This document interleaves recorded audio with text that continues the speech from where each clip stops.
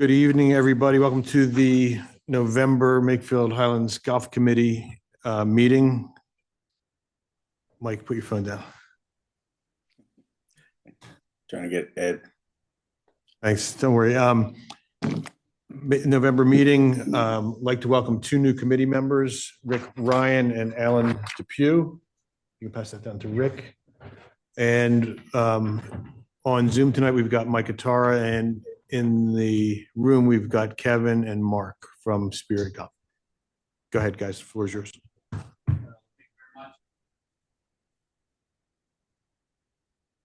Rick, welcome. Alan, welcome. Thank you. So I'll get started on some of our typical agenda items. I know Mike is here to chime in on a few as well. I'll get started with some of the revenue updates through October. Rinse and repeat. Groundhog's Day, however you want to put it. It's been another strong year with weather through October being, I think, 0.0% rain in October. So that just gave us what it does. It just gives us playable days every day, more playable days. So if you look at rounds played in October, we were at 5393 versus a budget of 3,300. So strong there. Year-to-date rounds 47,861 through October versus a budget of 45,906, plus almost 2,000 rounds. If you remember, February, March, we were behind rounds, nearly 1,000 rounds behind budget for a while, and that obviously slowly crept up throughout the year with just so many playable days. Green fees for October, 198,968 versus a budget of 122,100, so plus 76 and change. $1,000 there. Cart fees, singing along the same tune, 71,090 versus a budget of 49,226, so plus 21,864 for the month of October. Merchandise not up as high as the other numbers, 19,754 versus a budget of 15,450. I think that should be I'm sorry, that might be a typo there. So. But merchandise not as high in the revenue categories as the other categories. F&B strong again, trending towards our strongest year ever in F&B department. 119,237 in revenue versus a budget of 111,300. So over budget again. Banquet sales in October, 72,602. Some very large golf outings and a couple good sized banquets versus a budget of 42,550.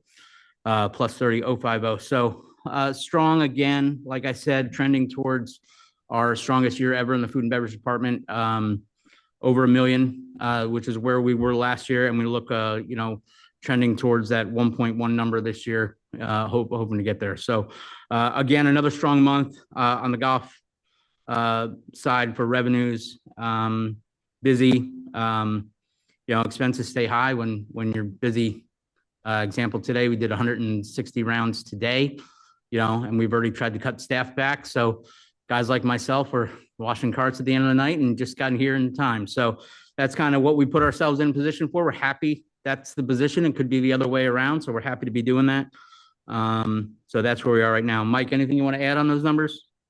Yeah, I'll just kind of give a little bit of high level on financials, because obviously we don't have financials completed and posted, but right now we're tracking at about food and beverage about 222,000 ahead of budget at this time, at 1,097,000 versus 874,000. So really good year. Green fees and cart fees overall about we're looking at about 230,000 ahead, so all good there. Then on the expense side, we're still booking some expenses, but generally speaking, payroll's all booked, and I think payroll was $700 more than October of last year. So it's really just right in line with where we were last year, with a lot more revenue even. And really the only thing, we're about 47,000 over expense from this year to last year in October, and 43,000 of that was the water purchase for the month. with the ponds. So we'll talk more about that later, but pretty much everything's in line and tracking pretty well through October. So definitely ahead of revenue. Okay, thanks, Mike.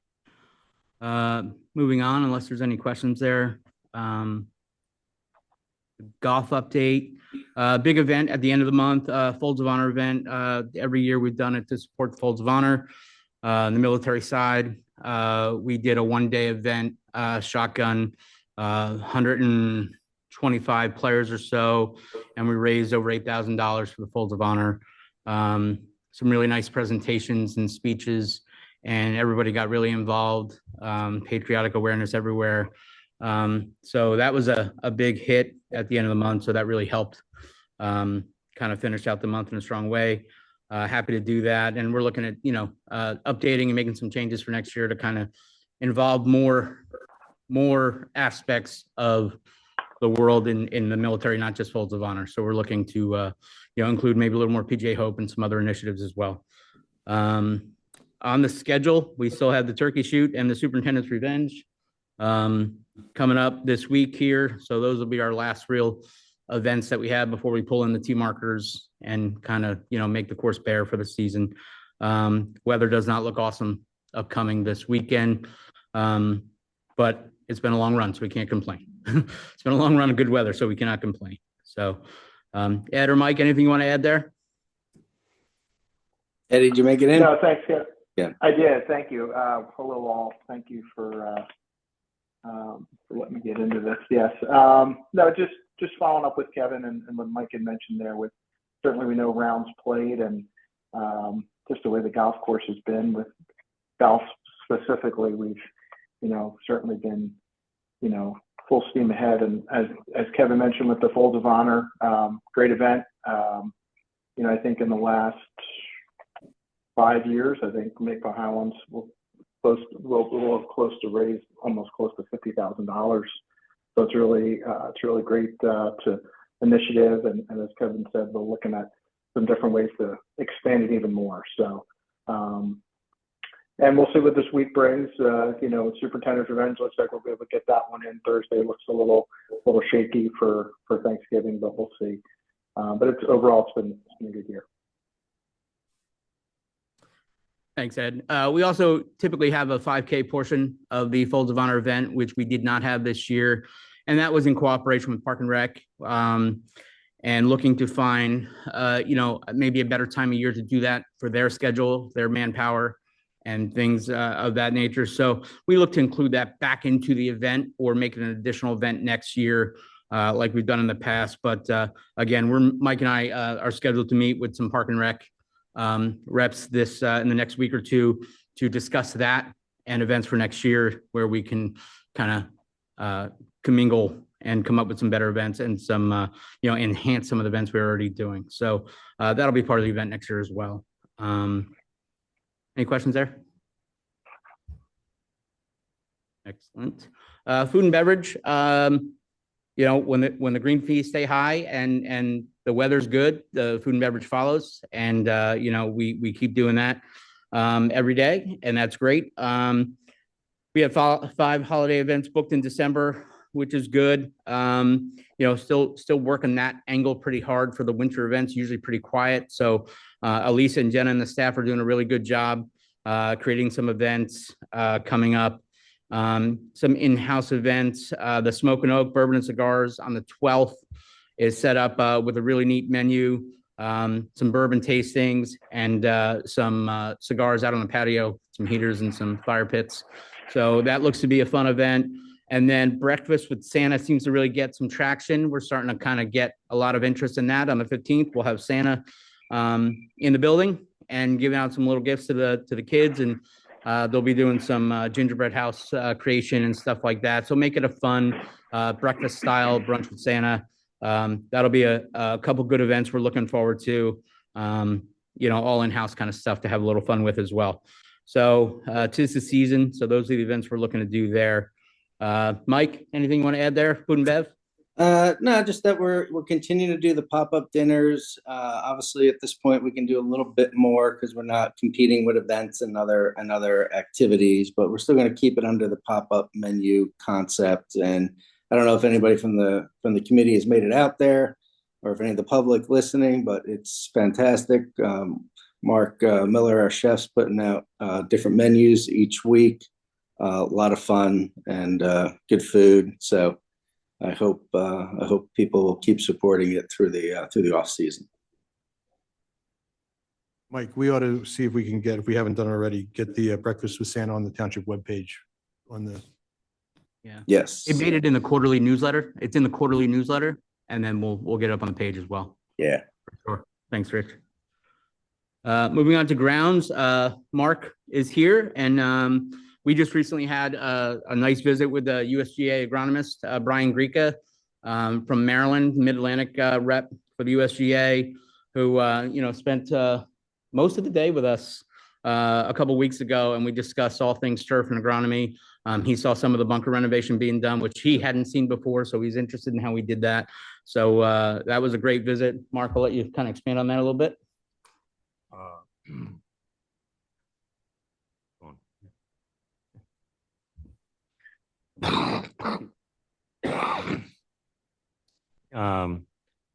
They came out and surveyed everything we were doing, looked over the bunker construction we did with the concrete, saw how we did it. He had never seen that before, so he was impressed with my crew and how they put it together. We finished all those 6 bunkers, and number 10 just came out spectacular. It really hits you when you hit that 10th stage. Also, reading through the report, there's a lot of things I don't know if I can go over every bullet point, but there's some suggestions in there, and I need to change some of my practices, but it's not bad for having 52,000 rounds or whatever we're going to have this year, 55, whatever. And it says in the report that I need more time to do some of my maintenance work to keep it up to snuff. So get to back on the rounds a little bit to Negotiate. Negotiate, yeah. Yeah. I think Mark, just to kind of recap, I think the report, overall, I think Brian was impressed by the condition, the greens, the root zones, kind of the cultural practice Mark is using to keep the turf healthy, understanding the water challenges that we're under. He was pretty impressed what we kept alive, and looking at fairways. One of the things he mentioned, Mark, is we were talking about the aerator, the deep tine aerator, and having that as a tool in our tool belt, which we haven't had. So where we've had to in the past contract out fairway aeration, we'll be able to do that in house. We'll be able to aerate as needed a little more often because we'll have this new unit. So a lot of the things to vent the greens and some of the cultural practices Mark, would like to be doing, didn't have the equipment to do, he does now. So it'll only be that much better next year. But I will get the report out to everybody and put it on the website, I hope, so that everybody can take a look at that. But I think, it just speaks to kind of what the committee and we have been discussing with the board in regards to the pond and the need for water. And we'll talk more about that under capital. You want to add any more to it? The tree project update, they planted the trees. No, they contracted it out, and it was there's still some cleanup to do that I don't know. We haven't figured out who's supposed to do what yet, but they're planted, staked, and we'll see how they do. I don't know.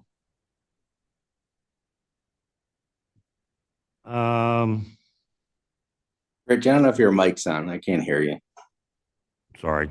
I said Mark did a great job. No. So no, we were talking about the trees, Mike, and I had mentioned that, Mark had mentioned about, some work that still needs to be done. I mentioned, it looks like a couple of them are too close together, but I'm not the expert. So we'll Yeah. figure that. We'll know in 20 years. We'll know.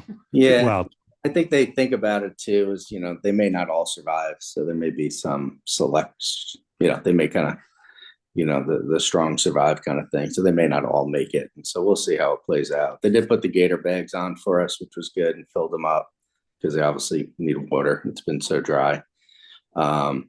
And then we're still talking about the scope of their service, whether they were supposed to do some cleanup or we're going to do that ourselves. But we'll work that out with the engineer who kind of spearheaded the project. Obviously, if you need any help from the supervisors, you know where to go. So Thank you. Yeah.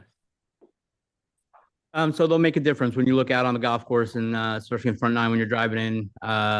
Some of the more ceremonial trees along the driveway in, which aren't any golfer's way or line of sight, but provides a nice entrance, which may be lit down the road, or we're talking about different ways to kind of accent those trees.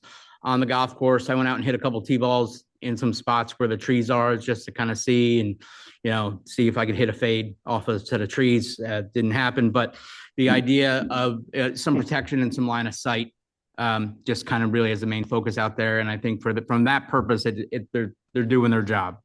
So, and down the road, some smaller pines out behind the Mark's maintenance building to eventually provide some protection over the fence of some range balls heading that way and protecting the backyard over there. So that might take a little while, but that was kind of the intention with those trees. So overall, a positive project.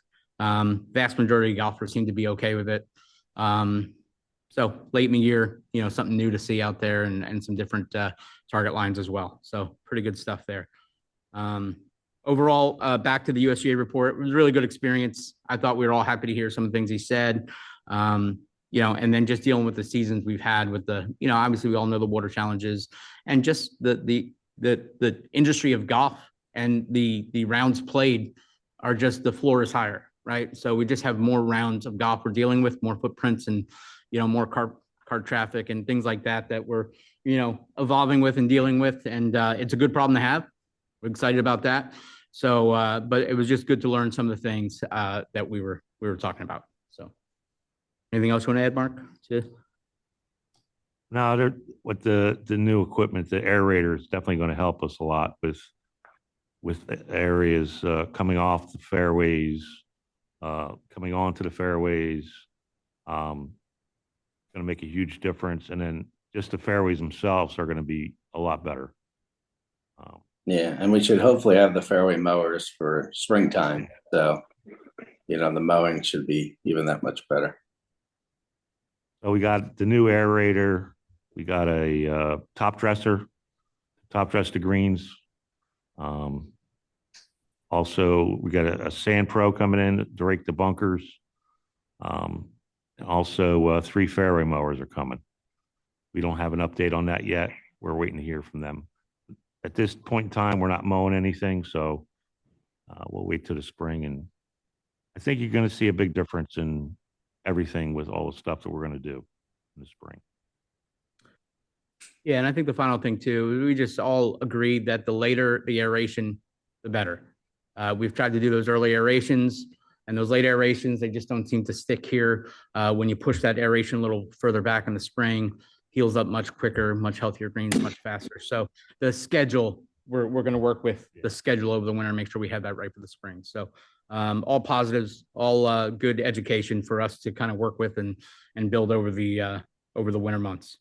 So I'd also like to add, there was something in the report about the irrigation system needs to be updated with software and also heads. So that's something that we're going to have to address sooner than later.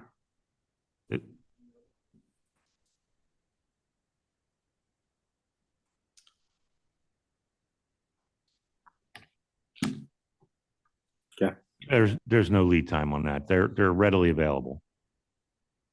It's really the software is going to, I need that software.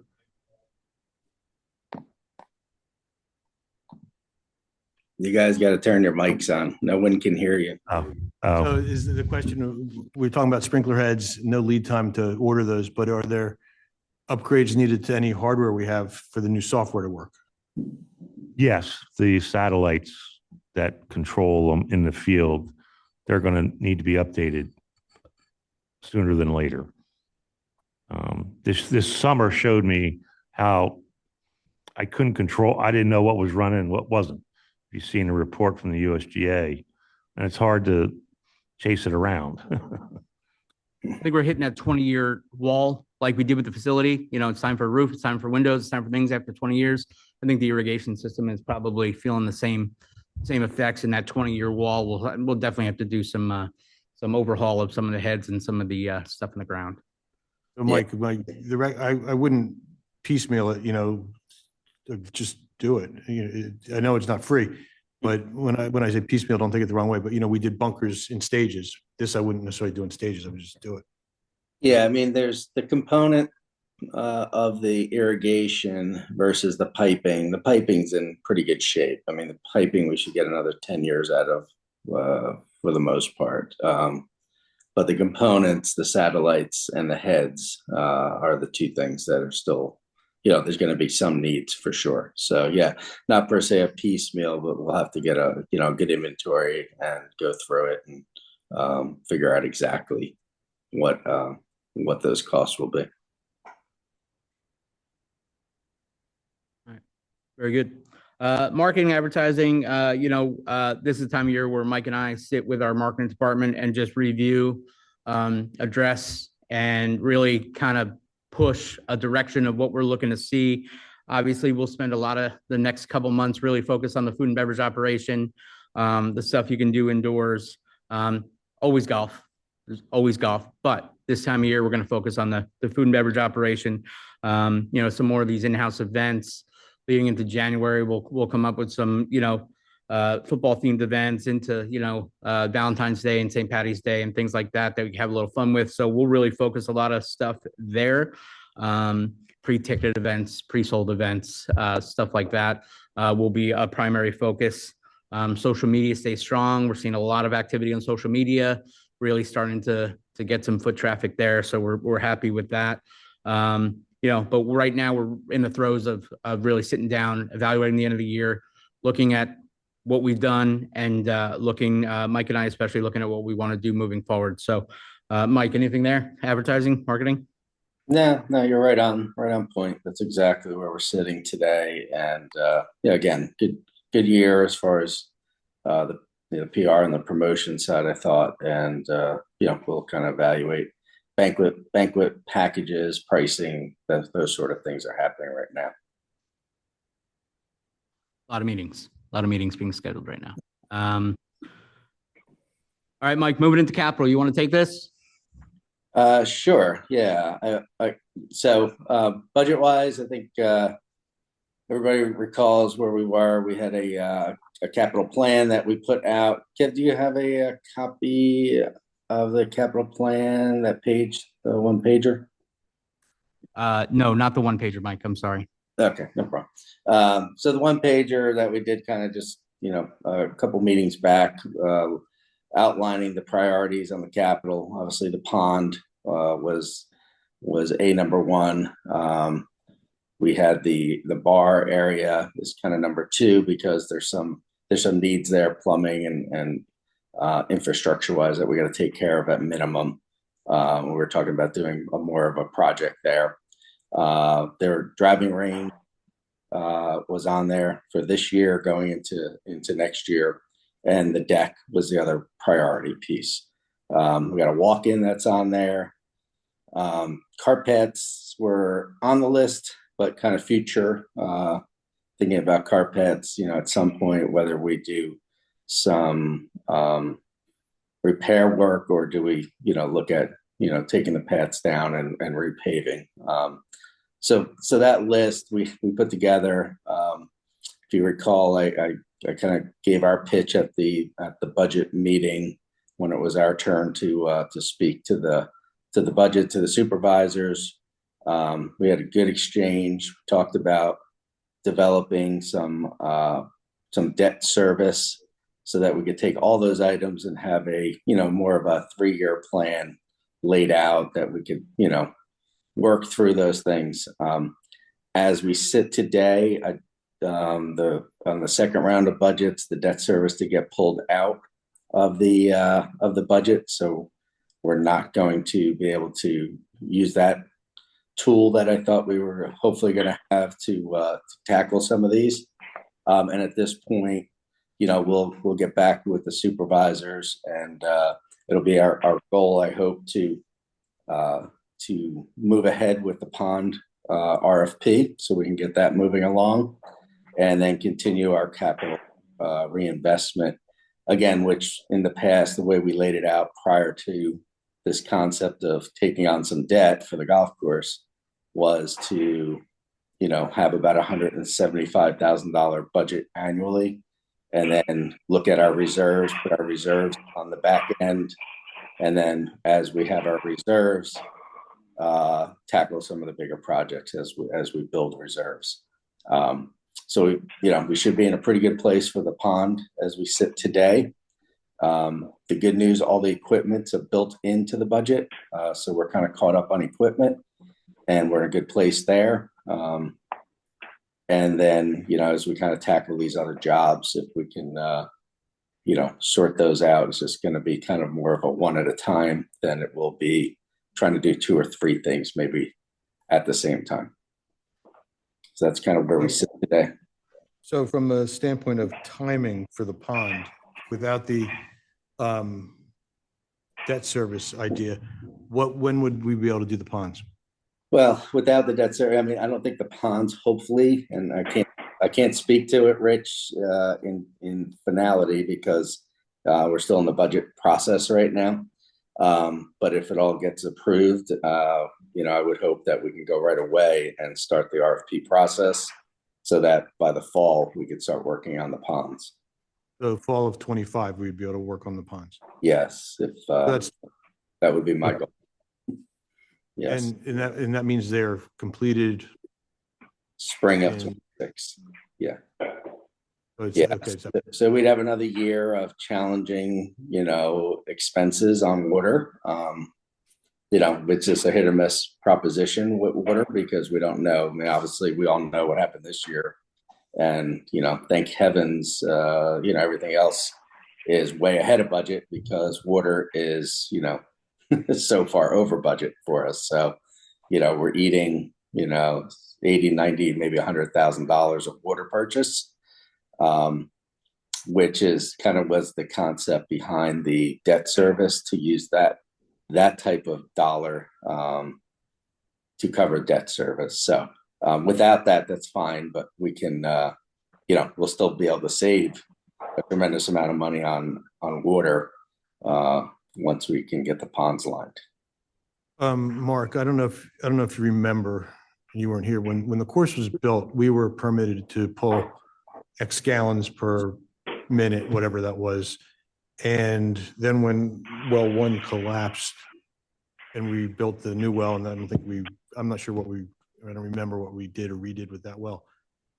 The allocation was reduced for whatever reason that we could pull.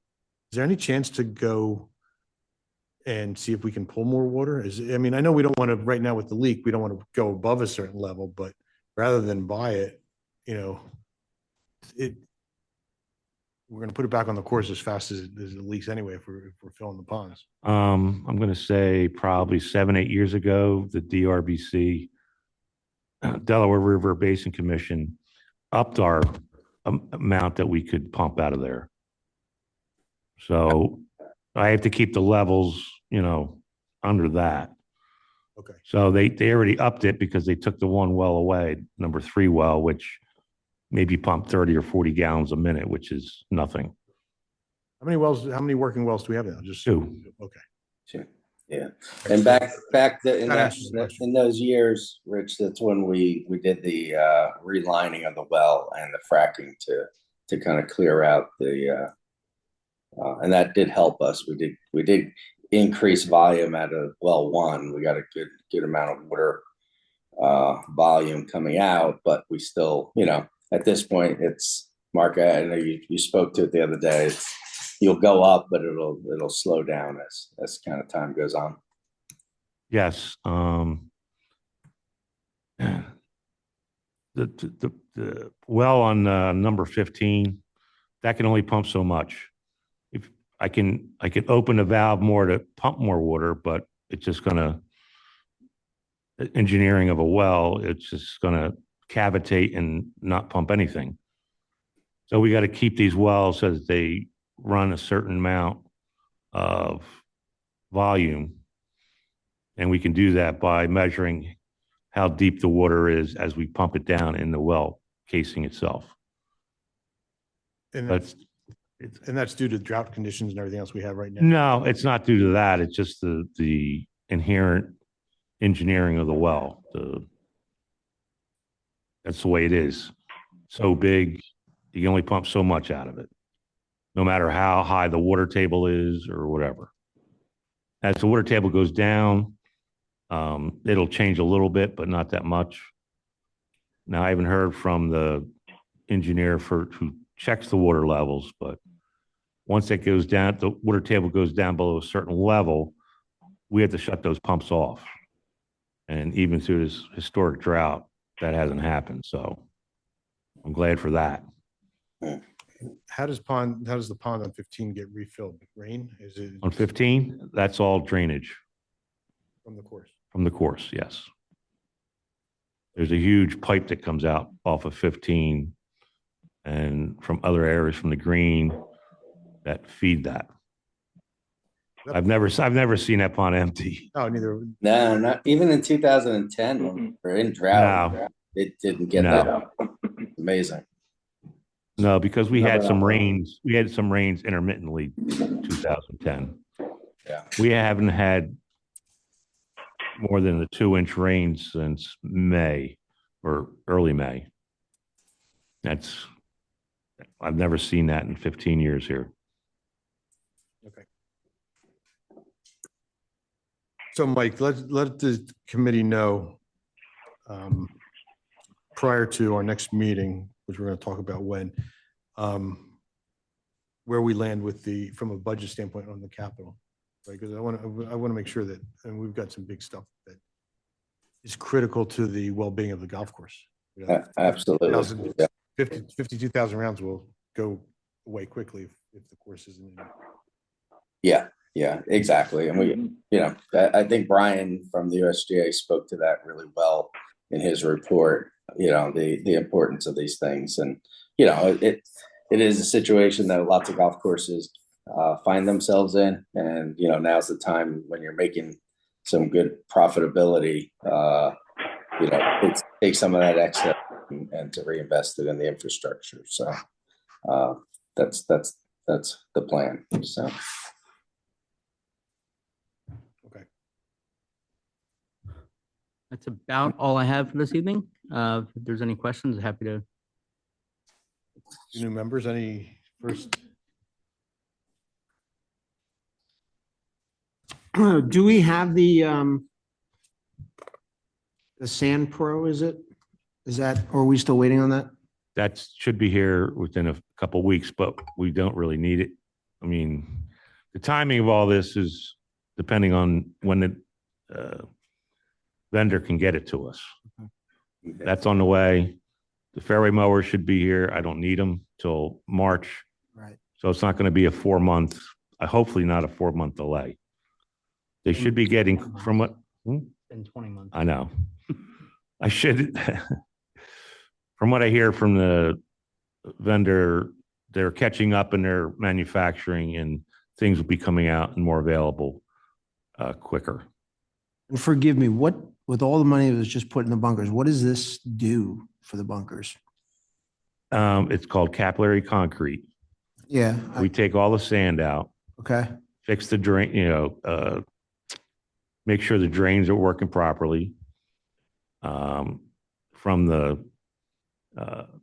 silting over from the old bunkers, silt from the soil and all that.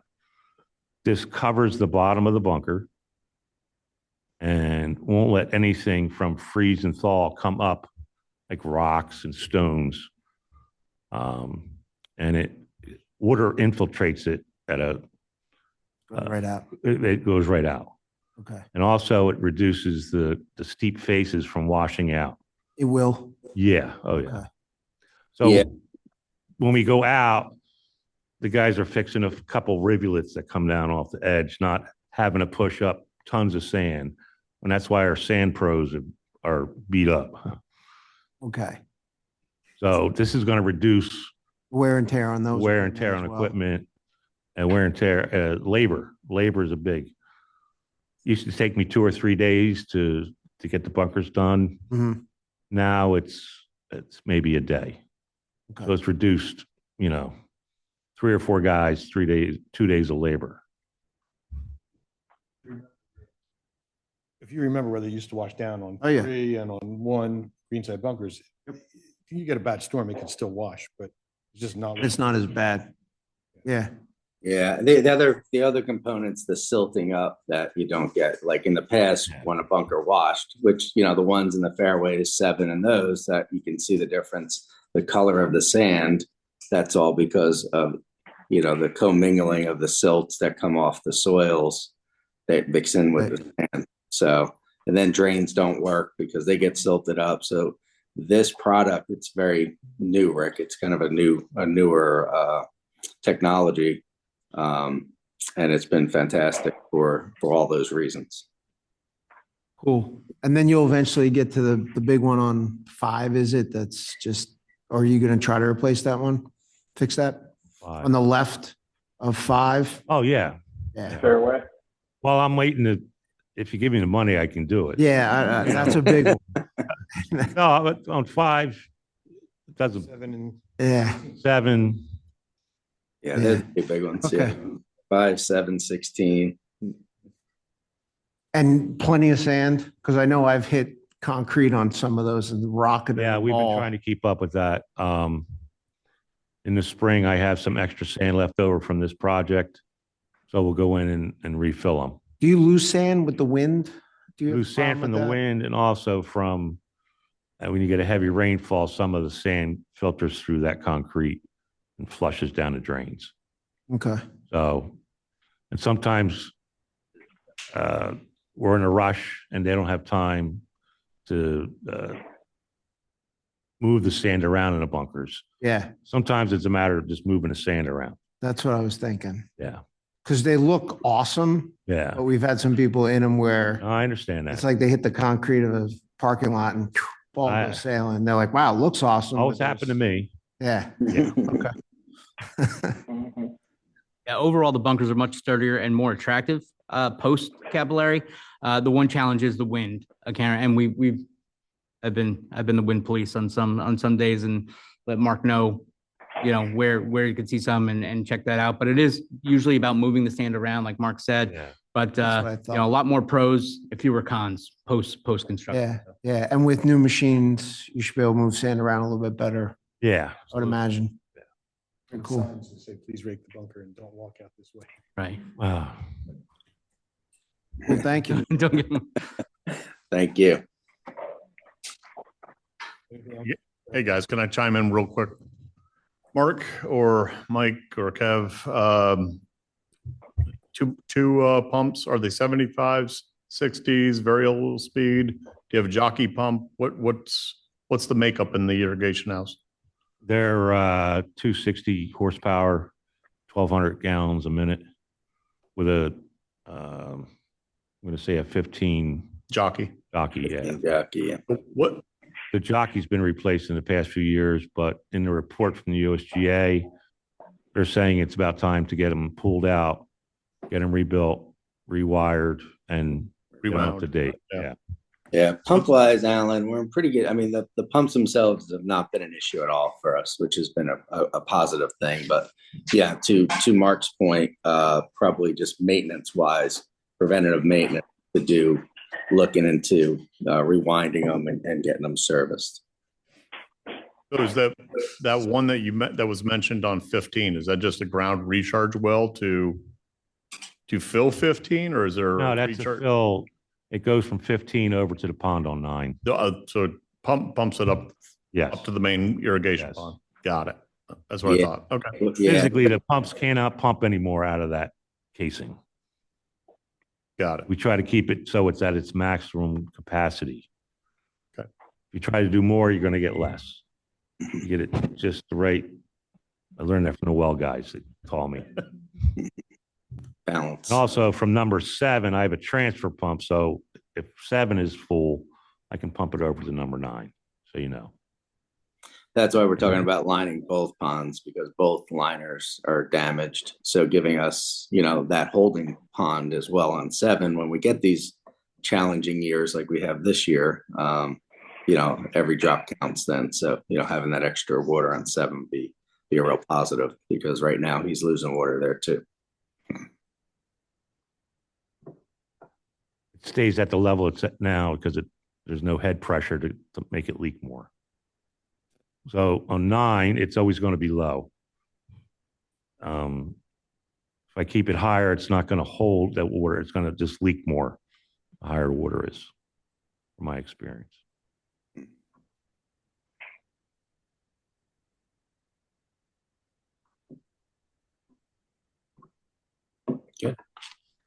If nothing else, this is good news. We're going to be home before 8 o'clock.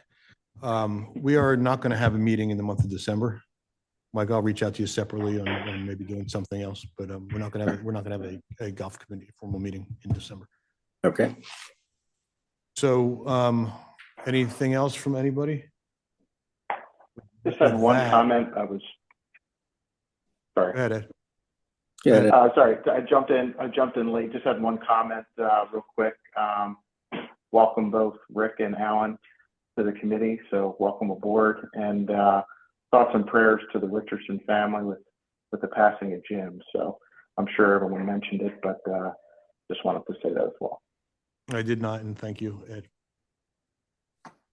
Yep. Thank you. Everybody have a happy, healthy Thanksgiving, Have a great and holiday. look forward to Yeah. seeing you again soon. No, thank you. We do not have a quorum to approve minutes. We're behind in minutes. We're also going to need a new recording secretary. I took notes too. So we're going to need to do that, but we cannot approve minutes tonight because 2 of you can't approve them. So we will get that caught up before the end of the year and do that. So with that, I would like a motion to adjourn. Second. All in favor? Thank you. Thank you, Thank you. and stop recording. Thank you all. Thanks.